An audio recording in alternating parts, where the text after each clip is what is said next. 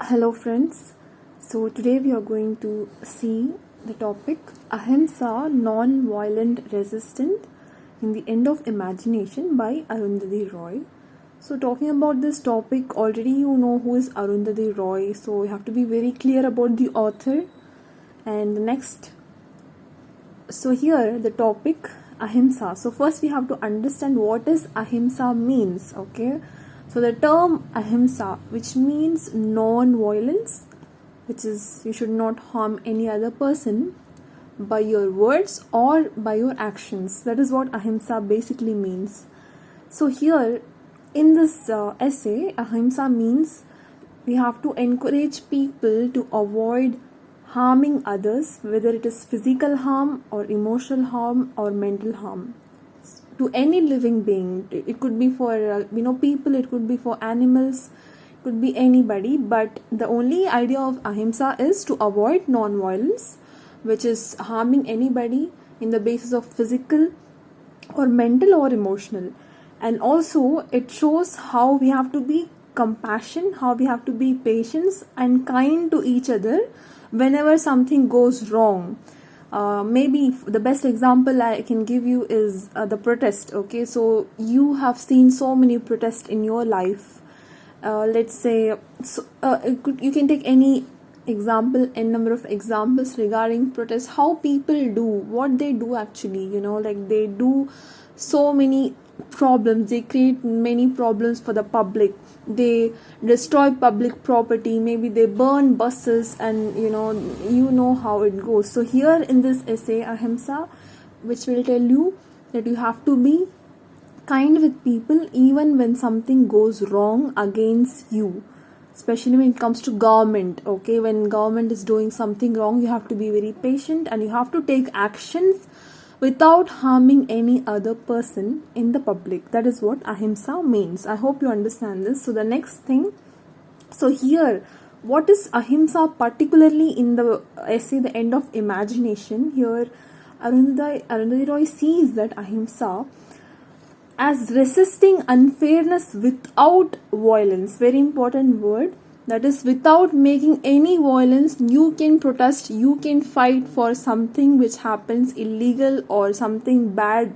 If something bad happens, you can raise your voice, you can talk about, but you should not, destroy public property, you should not harm any other person. And also she believes it means standing up for people and nature peaceful. Okay, so it also means standing up for people, standing up for the nature, standing up for the property. And Ahimsa is a way of way to fight injustice without any harm. I hope you are clear with this Ahimsa. So the next slide. So here we are going to see what is Ahimsa particularly in the essay and why it is mentioned. So okay, so you can see in the picture there's a kind of dam, right? So this place is known as Bhopal, which is located in Madhya Pradesh. Okay, so this area is called some tin shed. Okay, let's a kind of tiny place it is, where you can see how the water is flowing. So this picture tells more about the essay, so that is why I included this picture on the essay. So you can see how the picture is beautiful as well as not so beautiful. I will tell you how and why it is. Okay, so here the next another concept that we are going to see, Narmada Bachao Andolan. So here why this movement happened. See the first point, Narmada Bachao Andolan is a social movement in India that began in the 1980s. Okay, so here in the End of Imagination, NBA stands for Narmada Bachao Andolan, which is very important question. A movement in India that fights against the construction of larger dams on the Narmada river. Basically this kind of dam. Okay, so what happens, when government tries to build a dam which is so large, which is very huge. You can see this dam. Okay, so here basically what happens when the government tries to build something like this, which will definitely causes harm to the public. That is what happened in the 1980s. in the place called Madhya Pradesh, where this small place called Bhopal, I already pointed out. So here this movement came up. Okay, this movement came up, that is Narmada Bachao Andolan movement came up because these dams are causing public property damage. Okay, this water flows, which is bad for public, which is bad for the village people, which is bad for the poor people, and this dams has destroyed the people, okay, people's life. So that's how public came and they started fighting. They started protesting that they don't want this kind of dams in the places, especially in the village places. So yes, you can see the last point. The movement argues that these dams harm the environment and force people, especially villages and tribal communities, to leave their homes without fair compensation. So yes, so these dams, when the government was constructing the dams, what the government demanded from the people, they have to leave the place and they have to shift to some other place. Okay, especially the villages and tribal communities, the people who are living in the village in the most oldest era till now. I mean, from the generation to generation they are living in one particular place, but but suddenly the government said that no, you should leave the place because we are going to we are going to build a kind of dam. So that is what it is. Okay, next. So obviously because of this reason people protested. Okay, the people, the villages, the farmers, the people who are let's say indigenous people and Dalit people, the people who are poor people, the people who are Adivasis people, these people came and these people started protesting because of this thing, because of the dams, because the dams are not fine dams, because these dams are making public to damage the homeland and the lives. They have lost so many things in their life. That is why people came and they started protesting. And you can see the picture of Arundhati Roy.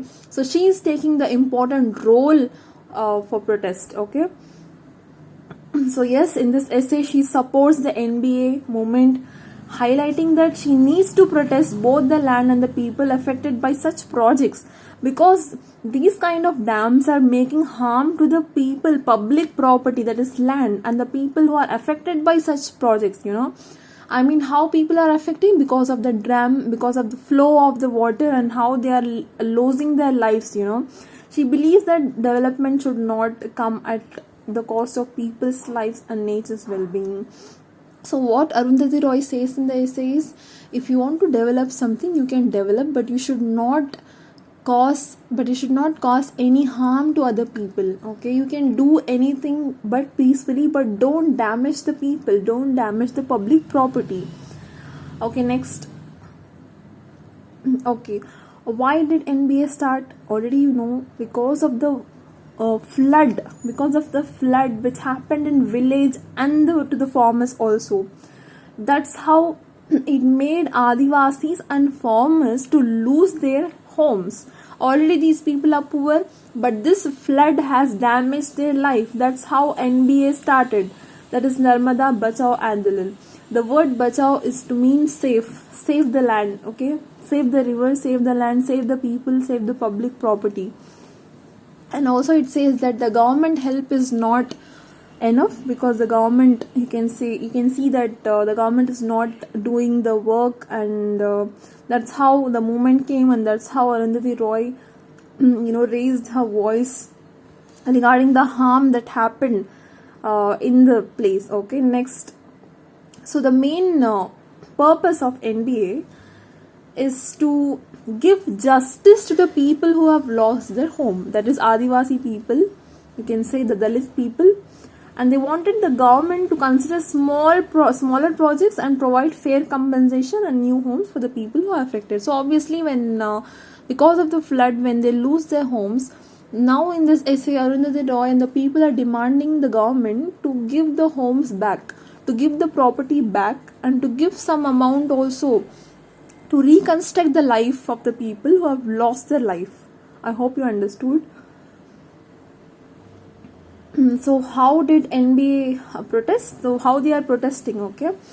The principle of non-violent resistance, that is Ahimsa. People in the movement organize peaceful protests, rallies and hunger strikes and bring attention to the cause.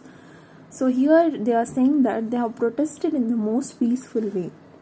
Because of the dam, when people lost their life and so much thing happened in the bad way, people bring attention and they protested peacefully, okay? So here another point which is important, Medha Patkar as an activist, so she became the face of movement, working tirelessly to highlighting the suffering of displaced communities. So some activists came up in the movement and they started raising the voice. And the last point, they wanted the government to consider smaller projects and give proper help to those who are affected. Of course, another small point which is repeating again, what is the purpose of NBA, why it is started, and the only demand the public is asking for government is to do smaller projects and give the proper help to those who are affected. It means the people who are already affected in the dam moment, and when the government started building the dams, they lost their life. The people who had one small home, they lost the home, they lost some family members. Now the people are demanding, we want the home back, we want our property back, you have to do help. That is what the public is demanding. So next, yes, again the first point is repeating, harm to the poor, especially the Adivasis and Dalits. You have to make sure.